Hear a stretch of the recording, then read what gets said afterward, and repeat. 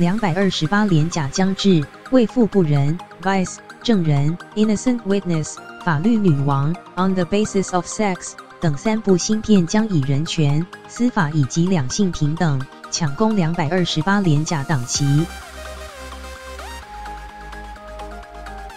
美国电影《为富不仁》入围第91届奥斯卡最佳影片、最佳导演、男主角等8项大奖，讲述美国史上最有权势的副总统迪克·钱尼 （Richard Bruce Dick Cheney） 如何从白宫幕僚逐渐爬上权力的顶峰，成为美国总统小布希的副手，以及其政策如何重塑美国并影响至今世界。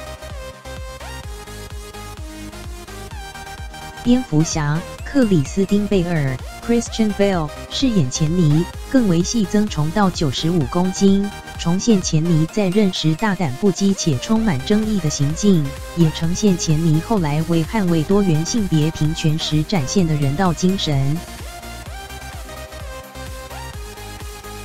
韩国电影《证人》描述知名律师事务所的律师杨纯稿被指派为一桩命案嫌疑犯义务辩护，本案唯一的证人是一名自闭症少女林志友。在调查过程中，杨纯稿对于司法的信念也受到挑战。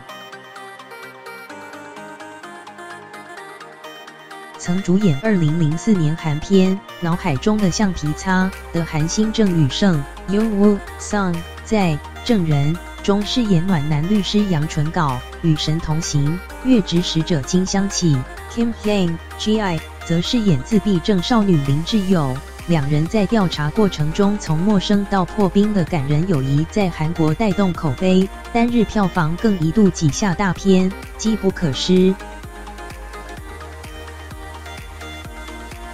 而法律女王则改编现任美国大法官金斯伯格 （Ruth Bader Ginsburg） 生平，叙述她从年轻时在男性为主的律师界撑出一片天，并在职业生涯致力争取两性平权，终成为美国史上最有影响力的法官。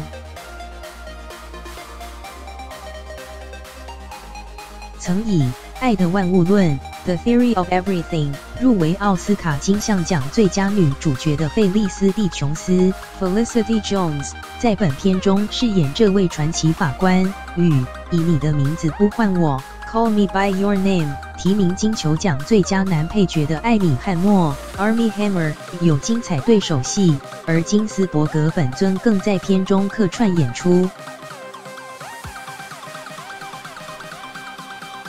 为富不仁、证人与法律女王都将在2月27日上映。